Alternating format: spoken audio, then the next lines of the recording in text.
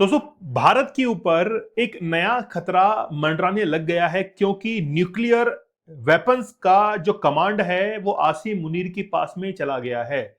आज इस लेक्चर के अंदर मैं आपको बता रहा हूं कि आगे आने वाले समय के अंदर पाकिस्तान का कोई प्रधानमंत्री बनेगा तो यही चाटुकार बनेगा जिसका नाम है आसिम मुनीर। आसिम मुनीर आगे आने वाले समय में पाकिस्तान के प्रधानमंत्री बनने वाले हैं। आप चाहे उसके लिए वाकई में आज कंफर्म कर सकते हैं क्योंकि पाकिस्तान का इतिहास यही तो रहा है। भारत के अंदर जब संविधान बनाया गया 1947 के अंदर, मैं आपको दो डेट्स बताता हूं। एक तो है 26 नवंबर 1949 को, जिस समय भारतीय संविधान को पार्शियली एनेक्ट कर दिया गया था, और 26 जनवरी 1950 को, जिस समय फुली अप्लाई कर दिया गया था, एग्जीक्यूट कर दिया गया था इंडियन कॉन्स्टिट्यूशन को। तब से लेकर आज तक भारतीय संविधान के अंदर कहीं पर भी कोई बदलाव नहीं हुए हैं। संशोधन हमने भले ही किए हैं, समय के अनुरूप किए हैं, जरूरतों के अनुरूप किए हैं, लेकिन संविधान को खत्म करके कोई नया संविधान नहीं बनाया है क्योंकि संविधान निर्माताओं की जो टीम हमारे पास में थी वो बड़ी जबरदस्त थी, बहुत जबरदस्त थी। इसीलिए आज भारत के अंदर ये संविधान चलता हुआ आ रहा है। पाकिस्तान एक ऐसा देश जिसने अपने संविधान को 4 बार खत्म करके नया संविधान बना लिया है, उनको अपने ही संविधान के ऊपर विश्वास नहीं है। इससे इतर दूसरी बात यह है, आसिम मुनीर अपने आप को इतना ताकतवर बनाता जा रहा है कि आगे आने वाले समय में उसको खत्म करना, उसको रोक पाना बड़ा मुश्किल होगा।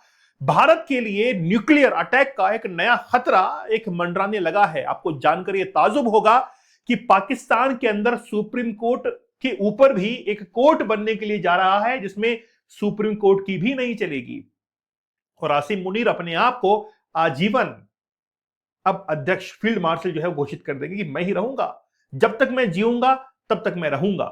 ये तो शुक्र मानो ये अनाउंस नहीं किया कि मेरे बच्चे भी फील्ड मार्शल पैदा होते ही फील्ड मार्शल बन जाएंगे। शुक्र मानो ये अनाउंस नहीं किया, नहीं तो डायपर के साथ में ही बंदूक जो है वो डायपर के साथ में लगी हुई होती। खैर कोई बात नहीं, हम लोग बात करते हैं आसिम मुनीर के बारे में कि क्या कुछ होने जा रहा है। 2025 में पाकिस्तान ने एक कॉन्स्टिट्यूशन अमेंडमेंट प्रपोज किया जिसको हम लोग कह रहे हैं 27th कॉन्स्टिट्यूशन अमेंडमेंट। 2025 में इसको प्रपोज कर दिया गया था, जो कि इनके कमांड स्ट्रक्चर को चेंज करने वाला है, इनके जुडिशियल सिस्टम को चेंज करने वाला है, इनके न्यूक्लियर आर्सेनल्स जो हैं उनको भी कहीं ना कहीं बदलाव ये करने वाला है। ठीक है, शुरुआत से हम लोग देखते हैं। वैसे तो 1947 के अंदर तो भारत जो है अपना संविधान बना चुका था। 1949 के अंदर वो पार्शियली एनेक्ट हुआ। उसके बाद से लेकर पाकिस्तान को 9 साल लग गए खुद का संविधान बनाने के अंदर। खुद का संविधान बनाने के अंदर आप देख सकते हैं कि पहला कॉन्स्टिट्यूशन बनाया गया था 1956 में। तो आप लगभग भारत की आजादी से 9 साल के बाद में पाकिस्तान ने अपना संविधान बनाया 1956 के अंदर, जिसको एक मिलिट्री कू के तहत 1958 के अंदर ही खत्म कर दिया गया था।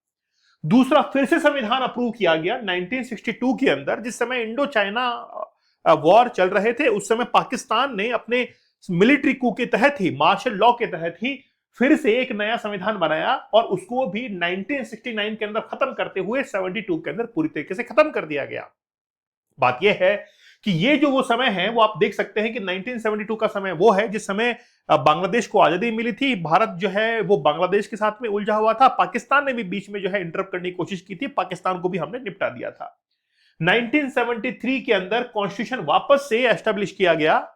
जुल्फिकार अली भुट्टो ये वही व्यक्ति है जिसको फांसी पर लटकाया गया था, जिसको फांसी पर चढ़ाया गया था। 1973 के अंदर वापस से कॉन्स्टिट्यूशन बनाया गया और जुल्फिकार अली भुट्टो ने अपने हिसाब से ही उसके अंदर बहुत से बदलाव किए। उनको यह लगता था कि मैं ही जो है सर्वे सर्वा हूं, सब कुछ जो है इसके अंदर रख दिया गया।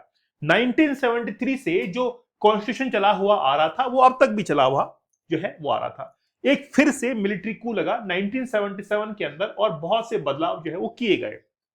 ठीक है, जैसे 18th अमेंडमेंट किया गया, फिर 17th अमेंडमेंट किया गया 2004 के अंदर।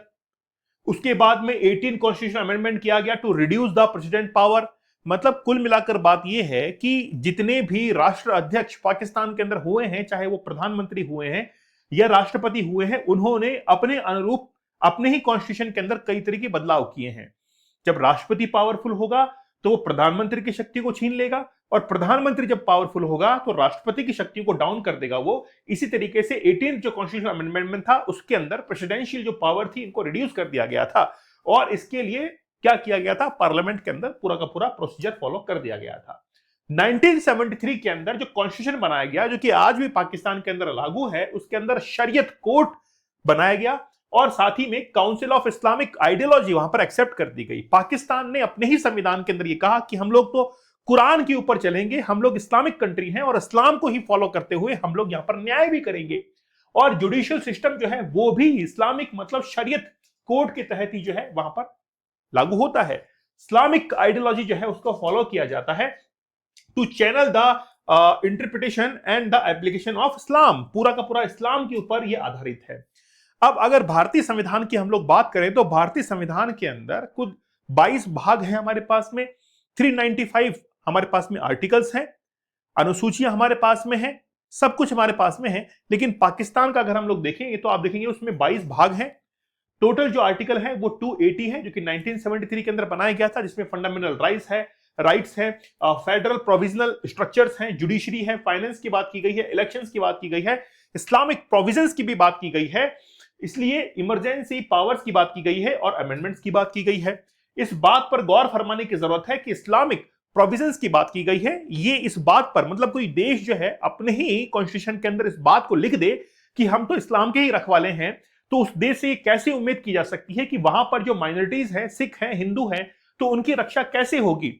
इसीलिए भारत के अंदर कई बार ये मांग जो है वो उठती हुई आई है कि पाकिस्तान के अंदर जो अल्पसंख्यक है, भारत जो है उनकी रक्षा के लिए हमेशा प्रयासरत रहा है। ये आपने ऑलरेडी कई बार जो है वो सुना भी है, देखा भी और समझा भी है।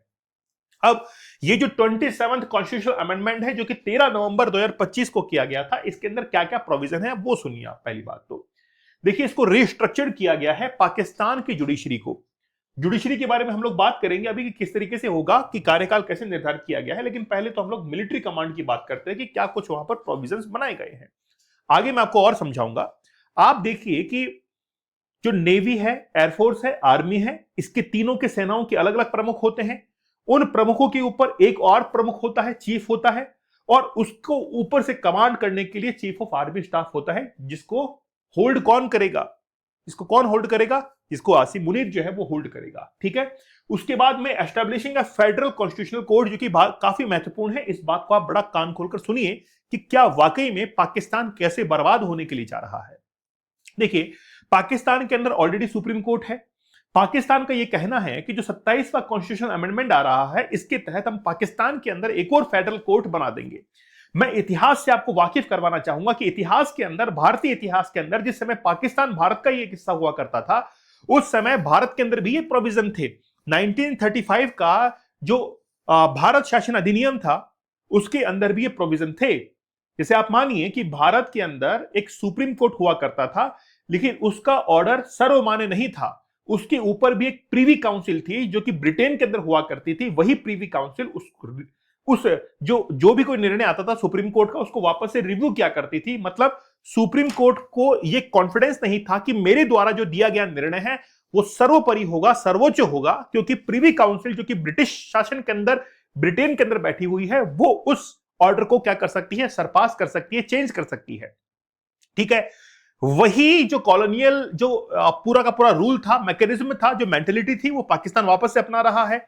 सुप्रीम कोर्ट के ऊपर वापस से एक और फेडरल कोर्ट वो बनाने के लिए जा रहा है, जिसमें जो न्यायाधीश होंगे उनका कार्यकाल फिक्स कर दिया गया है। भाई ठीक है, तुम 3 साल यहां पर रहोगे और तुम्हारी जो नियुक्ति है वो राष्ट्रपति, प्रधानमंत्री और जितने भी आर्मी वगैरह है उनकी सिफारिश से ही जो है आपकी नियुक्ति की जाएगी। मतलब कंट्रोल जो है किसके हाथ में आ रहा है, वो आ रहा है कहीं ना कहीं आर्मी के हाथ के अंदर आ रहा है। आर्मी अपना इन्वॉल्वमेंट जो है वो कोर्ट के अंदर भी दिखा रही है।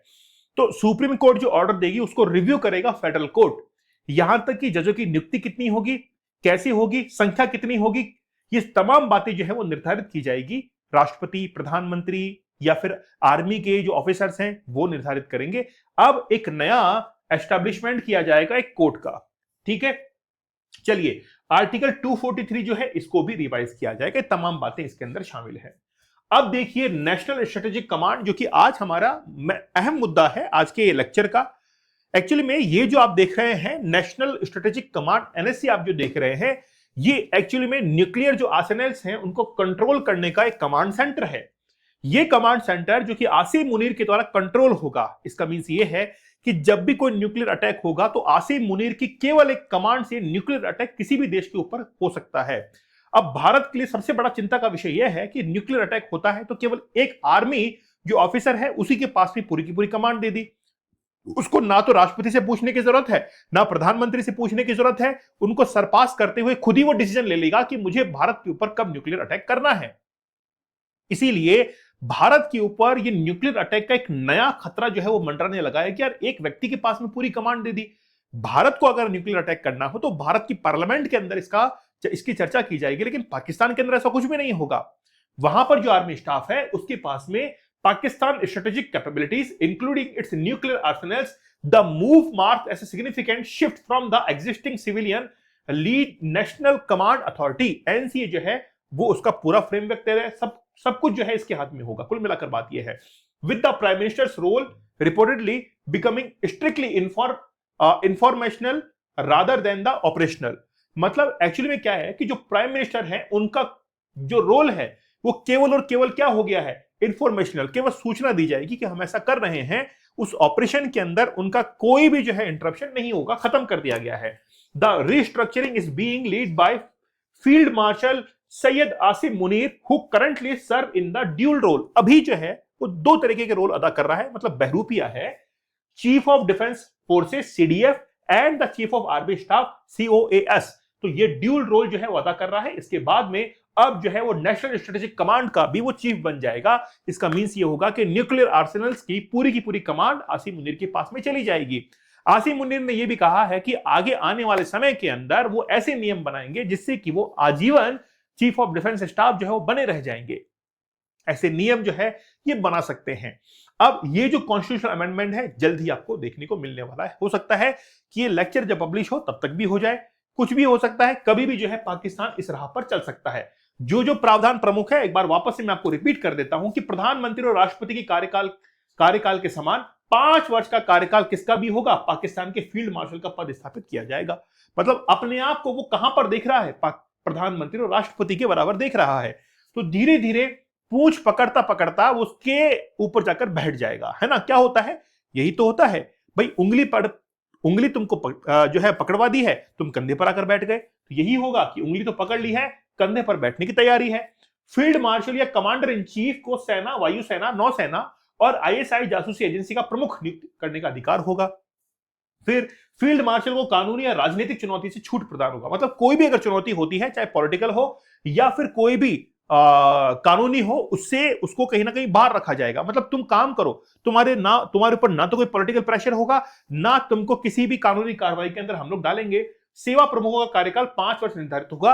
वहां पर जो जुडिशरी सिस्टम की बात कर रहे हैं वहां पर भी 5 साल का निर्धारित कर दिया जाएगा। सेना की कमांड ढांचे में आमूलचूल परिवर्तन के लिए पाकिस्तान सेना अधिनियम 1952 संशोधन जो है वो करना है।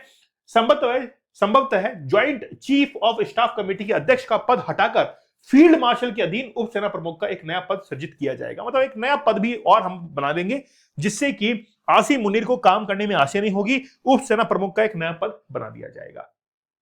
ठीक है, तो कुल मिलाकर बात यह है कि पाकिस्तान के अंदर एक बहुत बड़ा चेंजेस आपको देखने को मिलने वाला है।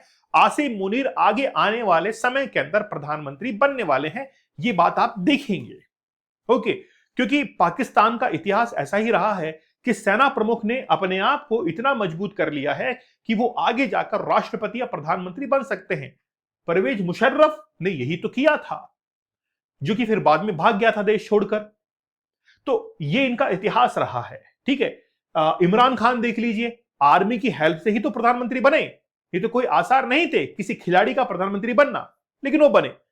आसिम मुनीर के साथ में भी कुछ ऐसा ही होगा। आसिम मुनीर आगे आने वाले समय के अंदर पाकिस्तान के प्रधानमंत्री, और बार बार मैं इस बात को रिपीट कर रहा हूं, सही साबित होगी। चलिए दोस्तों, हमारा 50 डेज का हार्ड चैलेंज बड़ा जबरदस्त रहा। काफी सारे टेक्निक्स के बारे में हम लोगों ने बात की। Challenge can change your life. चुनौतियां ही आपके जीवन के अंदर एक ऐसा मौका लेके आती हैं जहां पर आप अपने आप को बदलाव कर सकते हैं। 75 डेज का हार्ड चैलेंज या 100 डेज का हार्ड चैलेंज आप लोग जरूर लीजिए। दीपक इंदौर ऑफिशियल टेलीग्राम चैनल पर जरूर ज्वाइन कर लीजिएगा। तो मिलते हैं आप लोगों से नेक्स्ट सेशन के अंदर। तब तक धन्यवाद, थैंक यू, जय हिंद।